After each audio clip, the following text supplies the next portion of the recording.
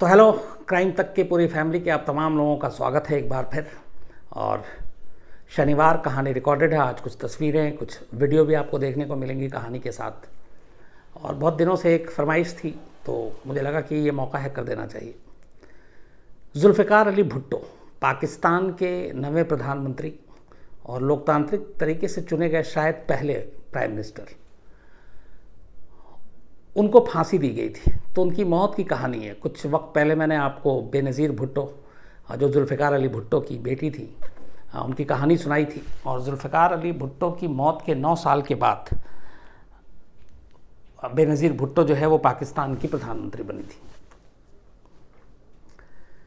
पाकिस्तान में शुरू से ही अगर आप देखें, जब से पाकिस्तान बना है, वहाँ पे आज तक किसी भी सरकार ने या किसी भी प्रधानमंत्री ने अपने 5 साल का टेन्योर पूरा नहीं किया, 5 साल का कार्यकाल पूरा नहीं किया है।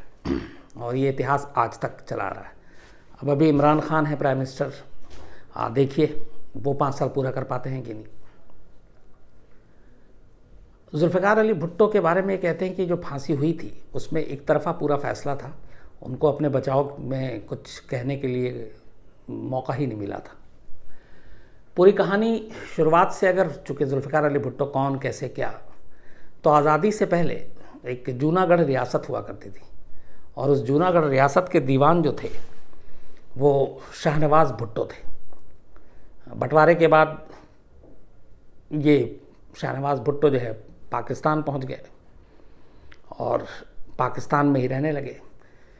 तो शाहनवाज़ भुट्टो के जो तीसरा बेटा पैदा हुआ, जो सबसे छोटा, वो जुल्फ़िकार अली भुट्टो था।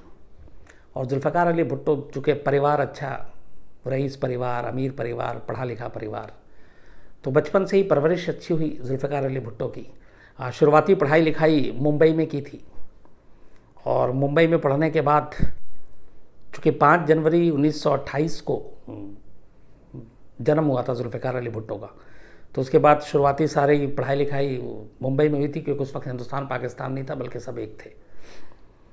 और फिर बाद में पढ़ाई लिखाई के लिए जुल्फ़िकार अली भुट्टो को उनके घर वालों ने जो है 1950 में यूएस भेजा।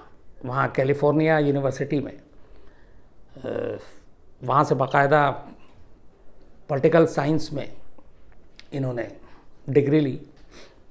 और फिर यूएस से पढ़ाई पूरी करने के बाद इंग्लैंड चले गए और इंग्लैंड में जाकर ऑक्सफोर्ड के क्राइस्ट चर्च कॉलेज से कानून की डिग्री ली। तो पॉलिटिकल साइंस और लॉ दोनों की डिग्री ली। और इसके बाद जुल्फ़िकार अली भुट्टो पाकिस्तान लौटते हैं। 1953 में जुल्फ़िकार अली भुट्टो जो है वो लॉ की प्रैक्टिस शुरू कर देते हैं। और वकील बनने के बाद पहले इंग्लैंड में शुरू करते हैं और फिर पाकिस्तान चले आते हैं। तब तक पाकिस्तान बन चुका था, पाकिस्तान को बने हुए 6 साल हो चुके थे। और वो वहीं कराची में जो है सिंध मुस्लिम लॉ कॉलेज में एज ए लेक्चरर लॉ की पढ़ाने का काम शुरू कर देते हैं। इसी दौरान जब वो लेक्चरर थे तब जुल्फ़िकार अली भुट्टो की जो मुलाकात होती है इस्कंदर मिर्ज़ा और अयूब खान, ये 2 बड़ी नामी शख्सियत थे पाकिस्तान की राजनीति में भी और ऊंचा मकाम था। तो इन दोनों से मुलाकात होती है, दोस्ती होती है, सब लगभग हम उम्र। आगे चलकर इस्कंदर मिर्ज़ा जो है वो 1956 में पाकिस्तान के प्रेसिडेंट बनते हैं और अयूब खान जो है वो पाकिस्तान के मेजर जनरल बनते हैं। तो इनके साथ अच्छी खासी दोस्ती थी। इसी दौरान 1958 में अयूब खान जो है वो, पाकिस्तान की एक परंपरा है, सेना में हमेशा विद्रोह होता है और सेना जो है तख्ता पलटती रहती है। तो अयूब खान ने वहाँ पे सैन्य विद्रोह कर दिया 1958 में। और इसमें जुल्फ़िकार अली भुट्टो ने भी अयूब खान का साथ दिया क्योंकि दोस्ती थी। और फिर पाकिस्तान में तख्ता पलट हो जाता है और अब पाकिस्तान की जो सत्ता है वो मेजर जनरल अयूब खान के हाथ में आ जाती है। अब अयूब खान पाकिस्तान पे काबिज़ हो जाते हैं। अब इस तख्ता पलट में चूँकि साथ दिया था, दोस्ती भी थी, तो अयूब खान जुल्फ़िकार अली भुट्टो को पहली बार इनाम भी देते हैं और उनको अपने कैबिनेट में, मंत्रिमंडल में शामिल कर लेते हैं। और उनको कॉमर्स मिनिस्ट्री दी जाती है। और ये पहली बार था जब एक यूएस में पढ़ा हुआ, फिर यूके में पढ़ा हुआ और एक लेक्चरर वो राजनीति में कदम रखता है। और इस तरीके से जुल्फ़िकार अली भुट्टो अयूब खान की वजह से राजनीति में कदम रखते हैं और सीधे करीब 30 साल की उस वक्त उम्र होगी जब ये पहली बार पाकिस्तान के मंत्री बनते हैं।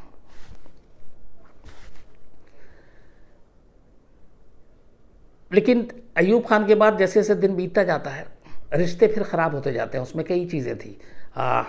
1965 वॉर, फिर इंडिया के ख़िलाफ़ वॉर, उसमें कुछ अयूब खान की पॉलिसी से वो सहमत नहीं थे। हालांकि इस दौरान में वो कई बार मंत्री बनते बनते विदेश मंत्री भी बनाए गए, जुल्फ़िकार अली भुट्टो। फिर इसी बीच में जब ताशकंद समझौता होता है जिसमें लाल बहादुर शास्त्री अयूब खान होते हैं, कहते हैं कि उस समझौते को लेके भी कई चीज़ों से अयूब खान से नाराज़ थे जुल्फ़िकार अली भुट्टो, और इनकी दोस्ती फिर कड़वाहट में बदल जाती है और जुल्फ़िकार अली भुट्टो अयूब खान का साथ छोड़ देते हैं। और उसके बाद 30 नवंबर 1967 को कुछ और नेताओं के साथ मिलकर वो पीपीपी का गठन करते हैं, मतलब पाकिस्तान पीपल्स पार्टी बनाते हैं, अपनी पार्टी। और उस वक्त चूँकि पाकिस्तान में एक तो हिंदुस्तान के ख़िलाफ़ जंग हार चुका, हिंदुस्तानी सेना लाहौर तक घुस चुकी थी, वो तो अमेरिका की वजह से पीछे लौट आए, तो जंग हारना, फिर वहाँ पे लोगों में गुस्सा था, बहुत सारी चीज़ें थी। तो उसका ये हुआ कि जब पीपी ने चुनाव लड़ा पहली बार पार्टी बनाने के बाद 1968 में, बल्कि 68 में नहीं, जब अयूब खान से अलग हो गए, और अयूब खान से अलग होने के बाद अयूब खान के ख़िलाफ़ एक तरह का गुस्सा पाकिस्तान में चल रहा था। और उसी दौरान में जब अयूब खान के ख़िलाफ़ गुस्सा चल रहा था और ये सारी चीज़ें हुई, तब जो जनरल यहिया खान थे, एक बार फिर पाकिस्तान इतिहास अपना पलटता है, जिस तरीके से अयूब खान तख्ता पलट करके आए थे, तो जनरल यहिया खान अब अयूब खान का तख्ता पलट देते हैं और ख़ुद राष्ट्रपति बन जाते हैं, राष्ट्रपति की कमान संभाल लेते हैं। और इसके बाद, इसके 2 साल बाद ही 1968 में अयूब खान को हटा दिया जाता है, जनरल यहिया खान पाकिस्तान के प्रेसिडेंट बन जाते हैं। और 2 साल बाद फिर जो यहिया खान है वो पाकिस्तान में चुनाव कराते हैं, और पाकिस्तान में चुनाव आम चुनाव होता है पहली बार, और कहते हैं कि फ्री एंड फेयर चुनाव था। और उस वक्त इस चुनाव में जो जुल्फ़िकार अली भुट्टो की पार्टी थी पीपीपी, ये काफ़ी सीटें जीत जाती, और जो पश्चिमी पाकिस्तान था उस वक्त, उसमें लगभग सारी सीटें जीत गए। लेकिन जो पूर्वी पाकिस्तान था, जो अब बांग्लादेश जिसको हम कहते हैं, उस वक्त पूर्वी पाकिस्तान हुआ करता था, वहाँ पे शेख मुजीबुर रहमान की ज़्यादा वहाँ पे वो मशहूर थे, और शेख मुजीबुर रहमान की पार्टी जीत जाती है। तो अब इस तरीके से ऐसा होता है कि पश्चिमी पे पाकिस्तान पे जुल्फ़िकार अली भुट्टो, और इधर पूर्वी पाकिस्तान पे जो बांग्लादेश था, शेख मुजीबुर रहमान। और इसी दौरान में शेख मुजीबुर रहमान फिर बांग्लादेश की आज़ादी की घोषणा कर देते हैं, जिसमें बाकायदा उनको गिरफ़्तार भी किया जाता है। और 1978 में फिर 71 में पूर्वी जो पाकिस्तान है और पश्चिमी पाकिस्तान के बीच एक युद्ध भी होता है, जिसमें फिर हिंदुस्तान हस्तक्षेप करता है और हमारी सेना जाती है, और उसके बाद बांग्लादेश का गठन होता है। ये पूरा इतिहास आप लोगों को पता ही है। तो पश्चिमी पाकिस्तान में सीट जीत के, लेकिन पूर्वी पाकिस्तान में हारने के बावजूद लड़ाई होती है। उसके बाद बांग्लादेश अलग मुल्क बन जाता है, तो अब पाकिस्तान अलग। तब जब ये युद्ध ख़त्म होता है, और इस युद्ध में चूँकि पाकिस्तान को हार मिलती है और पाकिस्तान का एक टुकड़ा हो जाता है बांग्लादेश, जिसके लिए पाकिस्तान आज भी कहता है, हिंदुस्तान को जिम्मेदार ठहराता है, तो यहिया खान की अब आलोचना शुरू हो जाती है, क्योंकि पाकिस्तान का टुकड़ा हुआ था। तो यहिया खान के ख़िलाफ़ पाकिस्तान में विरोध प्रदर्शन शुरू हो जाता है, और यहिया खान इसी वजह से फिर अपने पद से इस्तीफ़ा दे देते हैं। ये बहुत कम होता है कि वहाँ पे तख्ता पलट नहीं होता। तो यहिया खान वो थे जिनको दबाव में आकर उन्होंने इस्तीफ़ा दे दिया, और अपनी जगह पे जुल्फ़िकार अली भुट्टो को प्रेसिडेंट नियुक्त कर देते हैं। तो जुल्फ़िकार अली भुट्टो की जो पहली बार वो मंत्री बने थे, उसके बाद सीधे यहिया खान की वजह से वो पाकिस्तान के राष्ट्रपति बन जाते हैं। कहते हैं कि जुल्फ़िकार अली भुट्टो जब प्रेसिडेंट बने पाकिस्तान के, उसके बाद पाकिस्तान ने विकास करना शुरू किया, भारत के साथ भी रिश्ते अच्छे हुए, सब कुछ ठीक चल रहा था। और फिर 1973 में पाकिस्तान को जुल्फ़िकार अली भुट्टो ने एक इस्लामिक स्टेट घोषित किया। ये जुल्फ़िकार अली भुट्टो ने किया था, इस्लामिक राष्ट्र। लेकिन इस्लामिक राष्ट्र घोषित करने के बाद फिर भुट्टो ने प्रेसिडेंट जो उनको पोस्ट मिला था, वो इलाही, जो फजल इलाही चौधरी थे पाकिस्तान में एक नेता पीपी के, उनको प्रेसिडेंट बना दिया और ख़ुद प्रधानमंत्री बन गए। और इसके बाद 1976 में, मतलब यहाँ पे ये चीज़ नोट करने लायक है कि जुल्फ़िकार अली भुट्टो अब प्रेसिडेंट का पोस्ट छोड़ देते हैं, फजल इलाही को बना देते हैं और ख़ुद प्राइम मिनिस्टर बन जाते हैं। और 1976 में प्राइम मिनिस्टर बनने के बाद पहला अब नाम आएगा जनरल ज़ियाउल हक को जुल्फ़िकार अली भुट्टो पाकिस्तान की सेना का प्रमुख नियुक्त करते हैं। खुद जुल्फ़िकार अली भुट्टो जनरल ज़ियाउल हक को पाकिस्तान आर्मी का चीफ बनाते हैं। और यही शायद जुल्फ़िकार अली भुट्टो की ज़िंदगी की सबसे बड़ी गलती थी, क्योंकि जैसे ही 1976 में जनरल ज़ियाउल हक पाकिस्तानी आर्मी के चीफ बनते हैं और उसके कुछ महीने बाद ही पाकिस्तान के पुराने इतिहास को देखते हुए वो फिर से तख्ता पलट की कोशिश शुरू कर देते हैं और सेना का दखल बढ़ता जाता है। जनरल ज़ियाउल हक बहुत महत्वाकांक्षी थे और फिर से अब जो अभी तक ये था कि मामला ढर्रे पे आ रहा था कि अब वहाँ पे डेमोक्रेसी है, लेकिन जनरल ज़ियाउल हक के आने के बाद ये सारी चीज़ें पलट जाती हैं। और इसके बाद फिर कुछ चीज़ें ऐसी होती हैं कि 5 जुलाई 1977 को 1977 को जनरल ज़ियाउल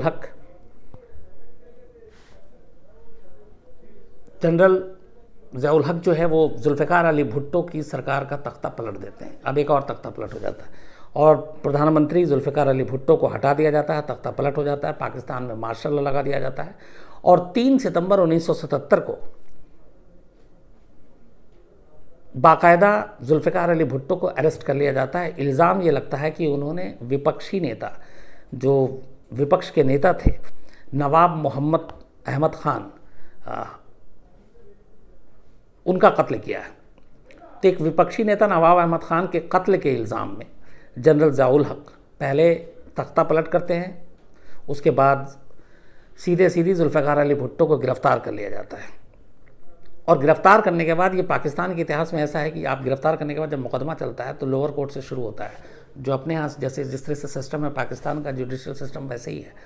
लेकिन वहाँ हैरत अंगेज़ तौर पर इस कत्ल का मुकदमा और इसके इल्ज़ाम में जो गिरफ़्तार किया गया था ज़ियाउल हक को, सीधे हाई कोर्ट में इस मुकदमे की शुरुआत होती है, सीधे ऊपरी कोर्ट हाई कोर्ट से। इसके बाद 2 साल तक जनरल ज़ियाउल हक जेल में रहते हैं और जेल में रहने के दौरान कोर्ट में सुनवाई होती रहती है। 18 मार्च 1978 को लाहौर हाई कोर्ट इस मामले में सज़ा सुनाती है और सीधे फांसी की सज़ा जनरल ज़ियाउल हक को के कहने पे जुल्फ़िकार अली भुट्टो को। और उसके बाद इसकी कोई सुनवाई नहीं, इसमें कोई कहते हैं कि कोई कानूनी मदद और कुछ मिला नहीं। और 2 साल तक ये जो मुकदमे की कार्रवाई चलती रहती है, जो कुछ वक्त पहले तक, सिर्फ 2 साल पहले तक प्रधानमंत्री थे पाकिस्तान के, वो जेल में पड़े रहते हैं। और इसके बाद अचानक एक दिन खबर आती है 3 अप्रैल 1979 को कि आज ही जुल्फ़िकार अली भुट्टो को फांसी दी जानी है। ये भी बड़ी हैरानी की बात थी, क्योंकि एक होता है कि अपील, उसके बाद ऊपर, लेकिन पाकिस्तान की अदालत ने फैसला सुनाया और सीधे मुजरिम ठहराया और कहा कि फांसी की सज़ा होगी। और उसके बाद कहा जाता है कि अब फांसी होगी। 2 अप्रैल 1989 को, 3 अप्रैल को फांसी देनी है, ये बात बहुत गिने चुने लोगों को पता था, टॉप ऑफिशियल को सिर्फ, लेकिन इसकी भनक मिल गई थी। और ये 3 जो अप्रैल है, ये एक्चुअली 3 नहीं बल्कि 3 और 4 अप्रैल की रात की बात है ये। लेकिन उससे पहले 2 अप्रैल को दिन में अचानक उसे, जब जुल्फ़िकार अली भुट्टो जेल में थे 2 साल से, तो उनकी फैमिली को भी नज़रबंद रखा गया था और वो आर्मी की कस्टडी में थे जनरल ज़ियाउल हक के कहने पर। तो 2 अप्रैल की दिन में, 2 अप्रैल 1979 को अचानक आर्मी के कुछ अफसर, जहाँ पे नज़रबंद करके रखा गया था जुल्फ़िकार अली भुट्टो की फैमिली को, वो आते हैं और जो उनकी वाइफ थी नुसरत भुट्टो और बेटी बेनज़ीर भुट्टो, इनको कहते हैं कि आपको फ़ौरन चलना है और जुल्फ़िकार अली भुट्टो से आपकी मुलाकात होनी है। अब इस पे बाद में बेनज़ीर भुट्टो ने लिखा था किताब में कि जब ये आता है कि नहीं चलना है अभी और मुलाकात करनी है, तो नुसरत भुट्टो ने बेनज़ीर भुट्टो से कहा कि ये मुलाकात करने का क्या मतलब है, और आज ही और ये कह रहे हैं कि आखिरी मुलाकात करनी है। तो बेनज़ीर भुट्टो ने कहा कि मैंने पलट के कहा कि मुझे भी नहीं मालूम कि इस आखिरी मुलाकात का क्या मतलब है। हालांकि बेनज़ीर भुट्टो ने यह भी लिखा कि मुझे मालूम था कि इस आखिरी मुलाकात का क्या मतलब है। खैर ये दोनों उसके बाद फिर वहाँ से इनको लेके जाया जाता है और उस जेल में ले जाया जाता है जहाँ जुल्फ़िकार अली भुट्टो कैद थे, और ये रावलपिंडी किस जेल में थे, सेंट्रल जेल में, और वहाँ 5 फीट की दूरी पर नुसरत भुट्टो और बेनज़ीर भुट्टो को जुल्फ़िकार अली भुट्टो से 5 फीट की दूरी पर रखा जाता है, और फिर उन दोनों की मुलाकात होती है, बातचीत होती है। पूछा जाता है कि कितना वक्त है, तो जेलर बताता है कि आधा घंटा है। तो इस पर जुल्फ़िकार अली भुट्टो कहते हैं कि मेरी जहाँ तक जानकारी आखिरी मुलाकात 1 घंटे की होती है, पर उन्होंने कहा नहीं, ऊपर से ऑर्डर आधे घंटे का है। तो खैर वो आधे घंटे सारी बातचीत होती है, और उसके बाद फिर इन दोनों को वहाँ से ले जाया जाता है। तो बाहर निकलने के वक्त नुसरत भुट्टो लगातार ज़िद कर रही थी कि मैं यहाँ से नहीं जाऊँगी, और वो चाहती थी कि जनरल ज़ियाउल हक से वो बात करें, उनकी कोई बात करा दे। तो जब वो ज़िद पे अड़ गई तो फिर एक अफसर ने बात कराई उनके सेक्रेटरी से बात हुई, तो उसने कहा कि क्या है, तो उसने कहा कि आप मेरे शौहर को छोड़ दीजिए, हम पॉलिटिक्स भी छोड़ देंगे, पाकिस्तान भी छोड़ देंगे, हम कहीं और चले जाएंगे, बट आप उनकी जान मत लीजिए। तो उन्होंने कहा वो जो भी कह रही हैं उसको रिटर्न में ले लो। तो कहते हैं कि ये रिटर्न में लिख के नुसरत भुट्टो ने दिया था, पर उस लेटर का क्या हुआ किसी को नहीं मालूम, लेकिन ये रिटर्न में दिया। लेकिन उस लेटर का कुछ हुआ नहीं। फिर इन माँ बेटी को वापस उसी जगह पे जहाँ नज़रबंद करके रखा गया था, इनको ले जाकर रख दिया जाता है। अब इसके बाद अभी तक जुल्फ़िकार अली भुट्टो को ये नहीं मालूम था कि फांसी देनी कब है, और जब नुसरत भुट्टो और बेनज़ीर भुट्टो आई थी तब पहली बार उन्हें थोड़ा सा अंदाज़ा हुआ था, क्योंकि ये कहा गया था कि ये आखिरी मुलाकात होगी आपकी।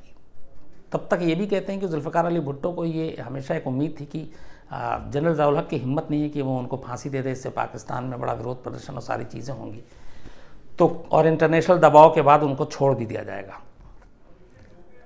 लेकिन ऐसा होता नहीं है। उस वक्त एक कर्नल रफ़ीउद्दीन हुआ करते थे, जिन्होंने बाकायदा किताब लिखी है कि भुट्टो के आखिरी 323 दिन, और चूँकि उन्होंने कई बार वो जेल में खुद गए थे तो उन्होंने भी कई बातें लिखी। तो जो उस फांसी के दिन की घटनाएं थी वो कर्नल रफ़ीउद्दीन के हवाले से, जो आर्मी के वो थे और इस जेल में भी थे रावलपिंडी के, कि 3 अप्रैल 1979 की शाम को जब ये नुसरत भुट्टो और ये लोग वहाँ से चले गए तो 4 अफसरों की एक टीम पहुँची, और इसमें जेल सुपरिटेंडेंट थे यार मोहम्मद, मजिस्ट्रेट थे बशीर अहमद ख़ान, जेल डॉक्टर सगीर हुसैन शाह, और security battalion commander lieutenant colonel Rafiuddin, जिन्होंने बाद में ये किताब लिखी है। तो ये उस जेल के इंचार्ज भी थे कर्नल रफ़ीउद्दीन, जिन्होंने लिखा भुट्टो के आखिरी 323 दिन, और ये जब फांसी की सारी बातें हुई तब वो उस जगह पे मौजूद थे, उन्होंने किताब में अपने जिक्र भी किया। तो ये सब पहुंचते हैं और पहली बार जुल्फ़िकार अली भुट्टो को सुनाते हैं कि अदालत से आपकी अपील खारिज हो गई है, और अदालत ने जो है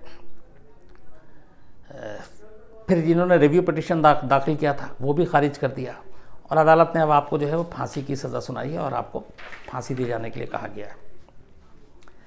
कहते हैं कि जेल सुपरिटेंडेंट सुनने के, इनकी पूरी बात सुनने के बाद जुल्फ़िकार अली भुट्टो को कुछ ज़्यादा असर नहीं हुआ था। ये कर्नल रफ़ीउद्दीन ने खुद लिखा है, और उनके चेहरे पे कोई ऐसा भाव भी नहीं था, और बट उनसे इन्होंने ये पूछा कि वक्त कितना है मेरे पास, तो उन्हें कुछ वक्त उस तरीके से बताया नहीं गया था। फिर उन्होंने कहा कि आपके पास कुछ घंटे हैं, आप कुछ वसीयत करना चाहते हैं। तो जुल्फ़िकार अली भुट्टो ने वसीयत भी लिखी, लेकिन फिर लिखने के बाद उसको जला दिया। तो पूछा कि आपने ऐसा क्यों किया, तो उन्होंने कहा कि बस मुझे कुछ समझ में नहीं आया कि मैं क्या वसीयत लिखूं, तो वो वसीयत भी नहीं लिख पाए। इसके बाद कॉफ़ी और सिगार पीने के शौकीन, वो आखिरी ख्वाहिश मांगी जाती है। अब यहाँ पे 2 चीज़ें और हैं कि जब पता चला कि आज फांसी दी जानी है तो उन्होंने कोई ड्रग्स ली थी जिसका असर जो था वो थोड़ी सी नींद बेहोशी वाली हालत थी। और लास्ट में ये कहते हैं कि मैं थोड़ी देर सोना चाहता हूँ, और बट ये सोने के लिए गए, उसके थोड़ी देर के बाद फिर सारे आर्मी के और वो तमाम लोग आ गए और उन्होंने कहा कि अब वक्त हो गया है, तो नींद भी पूरी लेने नहीं दी। और करीब रात 11 बजे की बात है किताब के हिसाब से, जब इन्होंने सोने के लिए कहा था, लेकिन उनको सोने भी नहीं दिया गया। और फिर करीब 1:35 पर जो मजिस्ट्रेट थे, जज, वो बाकी लोगों को, जेलर और उसको लेकर जुल्फ़िकार अली भुट्टो के सेल में दाखिल होते हैं। जुल्फ़िकार अली भुट्टो अपने बेड पे थे, और उसमें ये भी है कि शायद वो कुछ ड्रग्स का असर था, अब वो दिया गया था या उन्होंने खुद ली थी। तो उनको उठाया जाता है कि अब चलने का वक्त है, लेकिन वो उठते नहीं हैं। तो फिर कहा जाता पैदल चलेंगे या आपको लेकर जाया जाए, बट वो शायद उठ नहीं पाए। तो फिर स्ट्रेचर मंगाया गया, स्ट्रेचर पर लेटाया गया, और स्ट्रेचर पर लेटा कर वहाँ से करीब 400-500 कदम की दूरी पर एक फांसी घर बनाया गया था, वहाँ ले जाया गया। और वहाँ ऑलरेडी एक जल्लाद जो है वो तारा मसीह, ये लाहौर से बुलाया गया था, और ये इसके 4 पुश्तैनी फैमिली ये यही फांसी देने का काम करते थे। जैसे अपने यहाँ मेरठ के नाटा पहलवान या कल्लू जल्लाद की एक पुश्तैनी चली आ रही, तब उस ज़माने में 375 रुपये मिलते थे जल्लाद को। और ये कहते हैं कि रंजीत सिंह के ज़माने से इसकी फैमिली जो है ये फांसी देने का काम कर रही थी, तो उसी वंश का ये था तारा मसीह।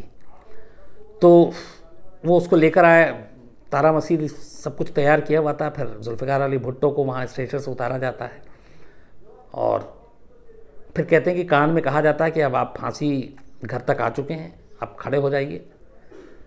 हाथ बांध दिए जाते हैं पीछे, दोनों पैर बांध दिए जाते हैं, काला कपड़े से मुंह ढका जाता है। और ठीक 2:04 पर रात को, 3 और 4 अप्रैल की दरमियानी रात है, और ठीक 2:04 पर फांसी के फंदे पर लटका दिया जाता है। करीब 35 मिनट तक लाश झूलती रहती है।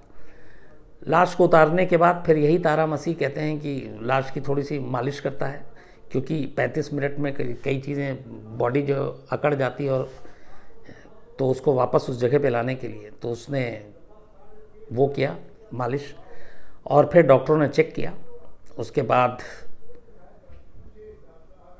पाकिस्तान की ही एक आर्मी का वो वहाँ से पहले तो ट्रक में और फिर नज़दीकी एयरबेस पे ले जाया गया, और बिना फैमिली को बताए हुए मतलब दफना दिया गया चुपचाप तरीके से। उसकी वजह ये भी थी कि शायद इससे पाकिस्तान की आवाम जो है वो भड़केगी, और इस तरह अगर उनकी लाश फैमिली को सुपुर्द किया जाए तो वो खामोशी के साथ दफनाया गया। और इसके बाद एक जो अफसर है फ़ौज का, वो जो है इनके कपड़े और बाकी चीज़ें लेकर उसी दिन में सुबह घर पहुंचता है, जहाँ पे ये नज़रबंद थी नुसरत भुट्टो और बेनज़ीर भुट्टो। और वो जैसे ही थैला देता और उसमें सारे सामान थे, तो वो देख कर ये लोग समझ जाते हैं, और फिर वो रोना और वो मचना शुरू हो जाता है।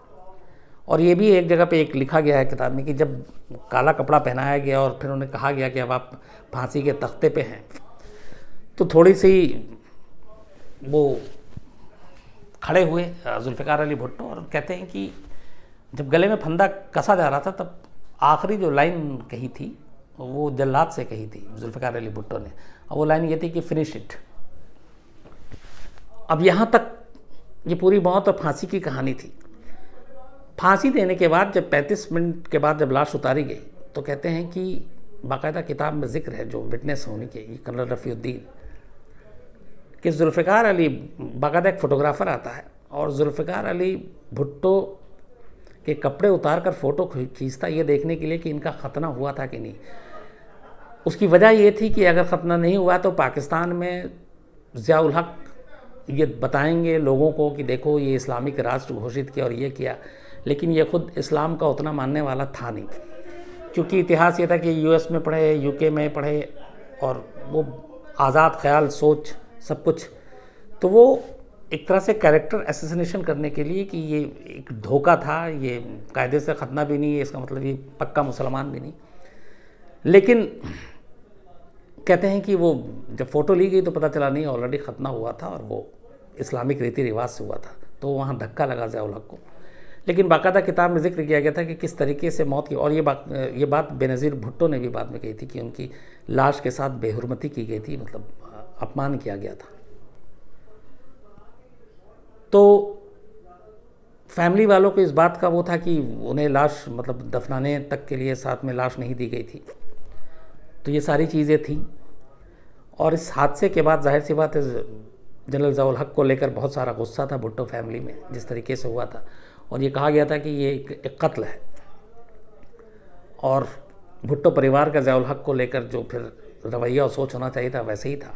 हालांकि भुट्टो परिवार को बाद में ज़ियाउल हक से इस तरह से बदला लेने का खुल के मौका नहीं मिला, क्योंकि इस वाक़े के बाद एक प्लेन क्रैश में ज़ियाउल हक की भी मौत हो गई थी। लेकिन जुल्फ़िकार अली भुट्टो की मौत के 9 साल के बाद करीब बेनज़ीर भुट्टो फिर से पाकिस्तान की प्रधानमंत्री बनती हैं, और पाकिस्तान में एक बार फिर भुट्टो फैमिली का राज आता है, वापस आता है। लेकिन कहते हैं कि जब जुल्फ़िकार अली भुट्टो की फांसी की खबर सुबह पूरी दुनिया को धीरे धीरे पता चली तो सभी दंग थे, सभी सन्न थे, हिंदुस्तान समेत, क्योंकि ये था कि जेल में है, सब कुछ है, लेकिन फांसी नहीं होगी और फांसी नहीं दी जाएगी। लेकिन जिस खामोशी से फांसी दी गई, अचानक दी गई, और सबसे बड़ी बात यह कि फांसी देने का जो वक्त है वो पाकिस्तान में भी लगभग वही है, सुबह सुबह देते हैं जैसे हमारे यहाँ हिंदुस्तान में है। लेकिन पाकिस्तान के इतिहास में किसी पॉलिटिकल लीडर की, बल्कि एक एक्स प्राइम मिनिस्टर की, ये वो फांसी थी जो 2:04 पे एक ऑड आवर में, एक ऑड टाइम पे दी गई थी। और उसकी वजह ये थी कि इससे पहले कि लोगों तक बात पहुँचे, जुल्फ़िकार अली भुट्टो को फांसी दे देनी चाहिए। तो ये थी पूरी कहानी जुल्फ़िकार अली भुट्टो की फांसी की। और कभी मौका मिला तो इसी सिलसिले को आगे बढ़ाते हुए कि इस फांसी के बाद फिर पाकिस्तान में क्या हुआ और जनरल ज़ियाउल हक की मौत कैसे हुई, उसके पीछे क्या साजिश थी, क्या कहानी है, वो आपको ज़रूर बताऊंगा। तो आज इतना ही कहानी में। अब आपसे मुलाकात होगी 2 दिन बाद, मतलब सोमवार को। बस तब तक आप यूं ही क्राइम तक देखते रहिए, अपने प्यार देते रहिए, अपने सुझाव, अपनी शिकायतें सब भेजते रहिए। Thank you.